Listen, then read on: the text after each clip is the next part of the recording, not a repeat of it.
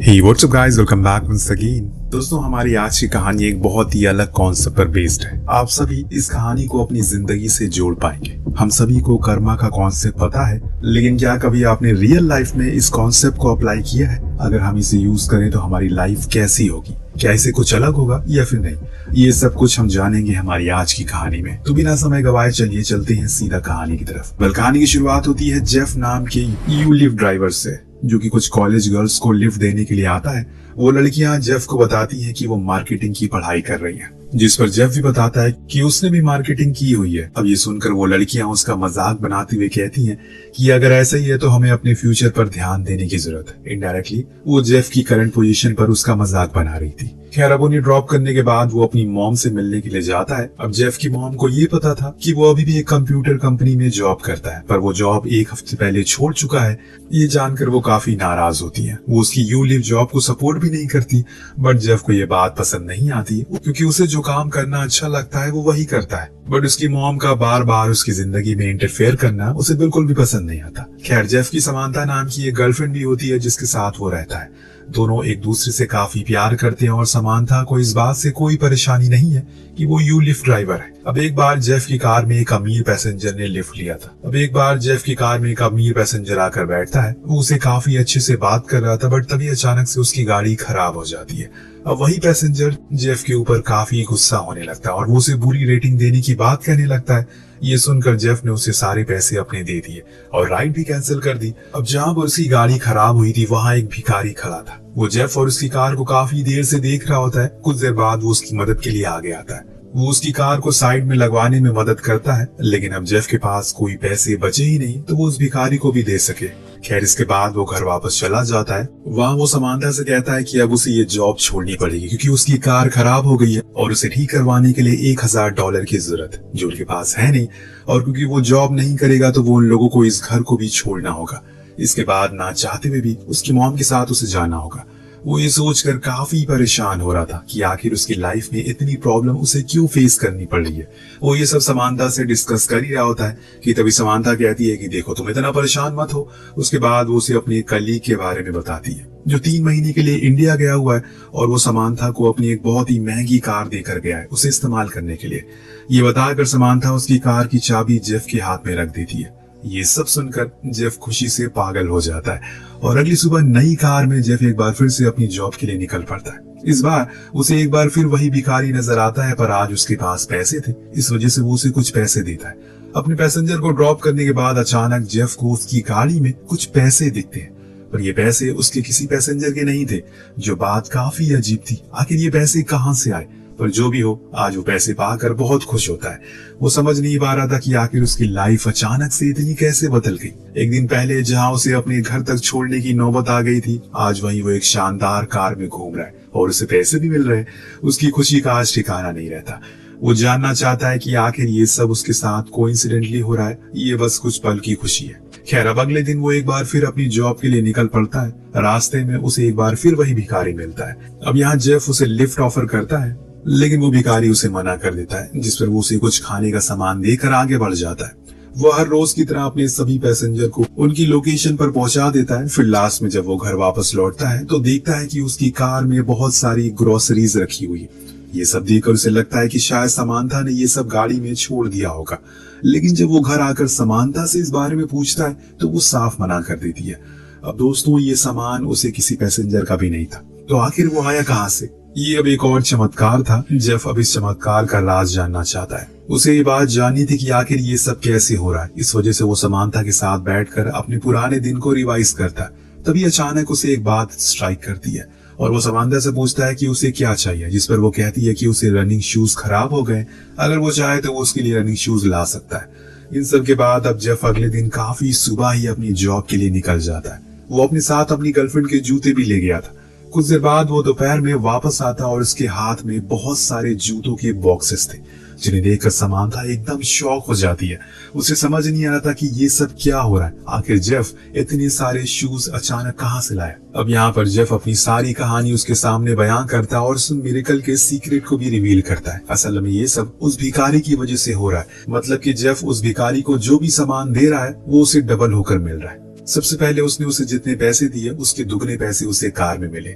इसके बाद अगले दिन उसे कुछ ब्रेकफास्ट दिया जिसके बदले में उसे बहुत सारी ग्रोसरीज मिली और इस तरह से आज ये बहुत सारे जूते। अब ये चमत्कार पता चलने पर जेफ और समांथा की खुशी का कोई ठिकाना नहीं रहता।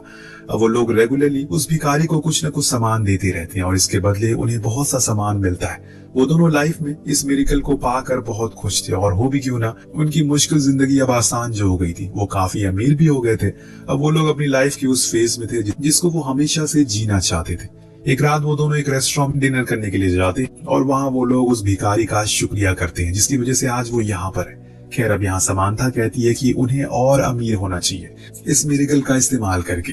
नेक्स्ट डे जेफ एक बार फिर से उस भिखारी को बहुत से पैसे देने की कोशिश करता है और अपनी जॉब करते हुए एक बार फिर से उस भिखारी को जाकर वो पैसे देता है। इस बार उसने उसे $1000 दिए जिसके बदले में उसे मिलते हैं $10,000।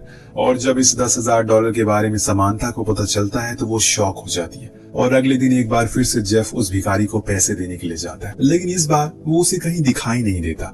ये देखकर जेफ काफी परेशान हो जाता है। वो और समांथा पूरे दिन उस भिखारी को ढूंढते रहते जिसका उन्हें नाम भी नहीं पता था, पर वो उन्हें कहीं भी नहीं मिलता। इन सब से समांथा काफी नाराज हो जाती है। जेफ हमेशा अपनी जॉब खोता है पर इस बार उसने अपना सबसे लकी चार्म खो दिया। इन सब से जेफ भी काफी परेशान था। उसे समझ नहीं आ रहा था कि आखिर उसके साथ ये क्यों हुआ। पूरा शहर ढूंढने के बावजूद भी उसे वो भिखारी कहीं नहीं मिलता और अगर वो उन्हें नहीं मिला तो इनकी जिंदगी फिर से पहले जैसी हो जाएगी। वो लकी चार्म इनकी जिंदगी से चला जाएगा। अब एक दिन जेफ की मॉम उसे एक बार फिर से मिलने के लिए बुलाती है। यहाँ उसे अपनी मॉम से मिलने का तो मन नहीं होता, लेकिन इसके बाद भी वो उनसे मिलने चला जाता है। उसकी मॉम उसे देखकर समझ जाती है कि जरूर उसके साथ कुछ गड़बड़ है। इस वजह से वो उसकी इस उदासी का वजह पूछती है, जिस पर जेफ उन्हें साथ हुए सारी मिरेकल के बारे में बताता है और किस तरह से उसने उसे खो दिया वो भी बताता है। ये सारी कहानी सुनकर उसकी मॉम कहती है कि हो सकता है कि वो भिखारी तुम्हारा लकी चार्म ना हो।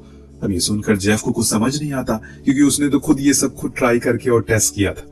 और उसकी मॉम उसे बताती है कि उसने रिसेंटली इंटरनेट पर इंस्टेंट कर्मा के बारे में पढ़ा है, जिसके अकॉर्डिंग अगर आप किसी के साथ भी अच्छा करते हैं तो वो अच्छाई आपके पास रिटर्न होकर जरूर आती है।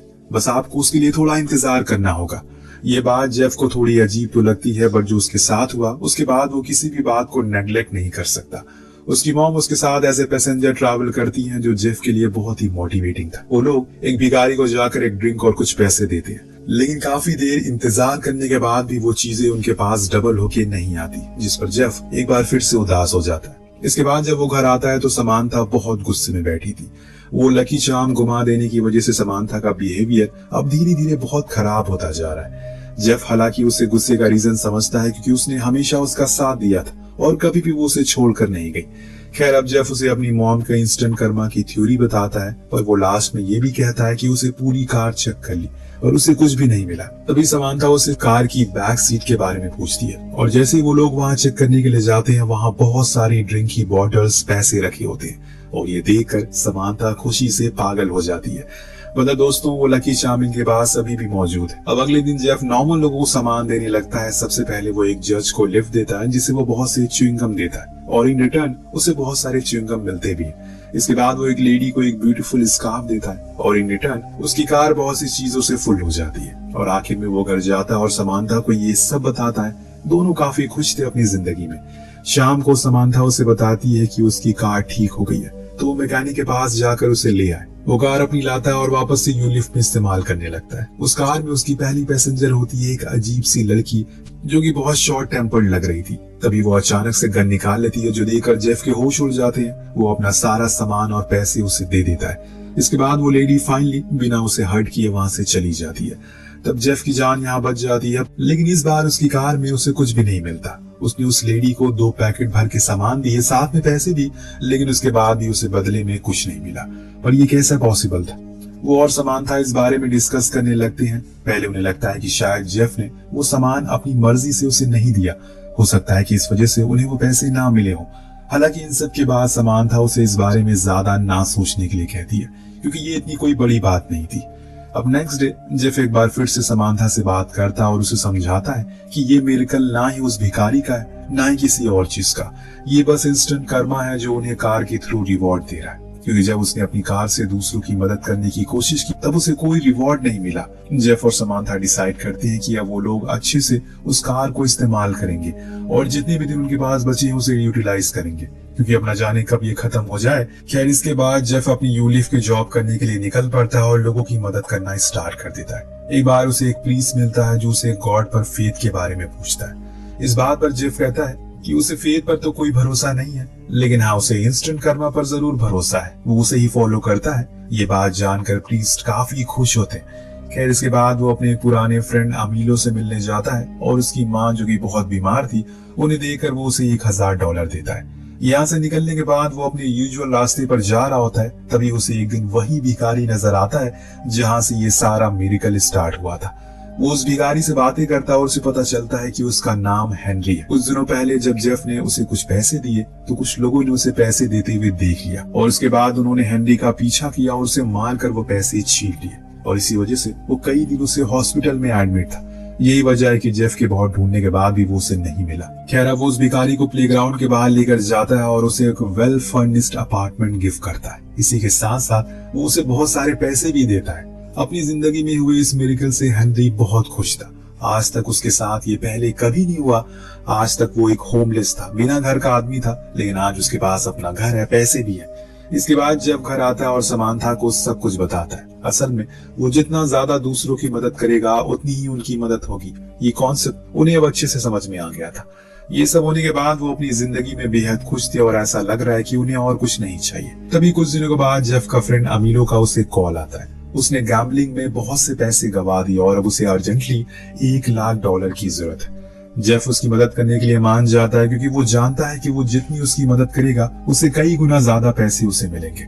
इस वजह से वो अपना यूलिफ का जॉब करते हुए अमीलो से मिलने जाता है। रास्ते में उसे क्लाइंट नाम का एक पैसेंजर मिलता है जो एक गुंडे जैसा लग रहा था। क्लाइंट जेफ को एक जॉब भी ऑफर करता है पर वो उसे रिजेक्ट कर देता है। इस बीच वो अमीलो से मिलता है और उसे पैसे दे देता है। अब घर आकर जब वो बैक सीट को चेक करता है तो उसमें बहुत से पैसे रखे थे, जिससे कि अब वो एक मिलियनेयर बन चुका है। ये सब देखकर समांथा और जेफ की खुशी का ठिकाना नहीं रहता। अभी तक सबसे बड़ी रकम थी जो उन्हें मिली थी। अब ये लोग उसी वक्त उस कार को साफ करने लगते हैं और इसे बिल्कुल पहले जैसा नया बना देते हैं। वो सेलिब्रेशन करने के लिए जा ही रहते हैं कि तभी जेफ को एक अननोन नंबर से कॉल आता है जो कि क्लिंट का था। क्लिंट कहता है कि उसे जो पैसे लिए हैं वो उसे वापस कर दे। अब हमेशा से जेफ को बैक सीट पर ही सामान मिलता था, उसने तो क्लिफ का बैग वापस कर दिया, तो फिर वो किस पैसों की बात कर रहा है? तो फिर उसके पैसे गायब कैसे हुए? जेफ कहता है कि उसके पास क्लिंट का कोई पैसा नहीं, पर क्लिंट कहता है कि उसके घर के बाहर लगे सीसीटीवी में उसने जेफ को उसके बैग में रखे पैसे देखते हुए देखा है। वो 2 घंटे के अंदर जेफ को बुलाता है और उसने अमीलियो को भी किडनैप कर लिया था। इस वजह से अब जेफ और समांथा काफी घबरा जाते हैं। उसे समझ नहीं आ रहा था कि अचानक से ये क्या हुआ। अभी तक तो सब कुछ ठीक था, फिर अचानक ये सब क्यों हो रहा है? इस वजह से वो एक बार फिर अपनी कार को चेक करने के लिए जाते हैं। वहाँ वो देखता है कि उसकी कार में समांथा ने एक मूर्ति को बाहर निकाल कर रख दिया। जब जेफ उसके बारे में पूछता है तो उसे भी इस मूर्ति के बारे में कोई जानकारी नहीं थी। वो लोग इंटरनेट पर इस मूर्ति के बारे में सर्च करते हैं तो उन्हें पता चलता है कि वो मूर्ति कर्मा के लॉर्ड शनि की है। As per Hindu mythology Shani ही कर्मा को मैनेज करते हैं और वो रिवॉर्ड और पनिशमेंट देते हैं, जिसका मतलब था कि जो भी रिवॉर्ड उन्हें मिल रहा है वो सब लॉर्ड शनि की वजह से ही था। अब फिलहाल वो एक बहुत बड़ी परेशानी में फंस चुके हैं और इसे उन्हें किसी तरह से निकलना था। इस वजह से वो दोनों पैसे लेकर क्लिंट के पास पहुंचते हैं। वहाँ क्लिंट ने अमीलियो को बांध रखा था। जेफ और समांथा पैसे वाला बैग कार में ही छोड़कर अंदर जाते हैं। क्लिंट उन्हें बांध देता है और पैसे देने के लिए कहता है। इसके बाद जेफ बड़ी चालाकी से अपना हाथ खुलवा लेता है और समांथा को लेकर वहां से भागता है। क्लिंट और उसके लोग उसके पीछे आते हैं और कुछ देर भागने के बाद फाइनली वो उसे पकड़ ही लेते हैं और इन द एंड उन्हें वो पैसे क्लिंट को देने ही पड़ते हैं। हालांकि क्लिंट और उसके लोग पैसे लेकर वहां से चले जाते हैं और उन्हें कुछ करते नहीं है, जिसके बाद जेफ और समांथा दोनों राहत की सांस लेते हैं। कुछ दिनों बाद जेफ अपने काम पर लौट जाता और एक बार फिर उसे एक बहुत अमीर आदमी मिलता है जिसे जेफ को सामान देता और रिटर्न में उसे बहुत सारा सामान मिलने लगता है। इसी के साथ ये बेहतरीन मूवी यहीं पर खत्म हो जाती है। तो आपको कहानी कैसी लगी हमें कमेंट करके जरूर बताइएगा। मिलते हैं अगली वीडियो में। Thank you so much watching. Peace out.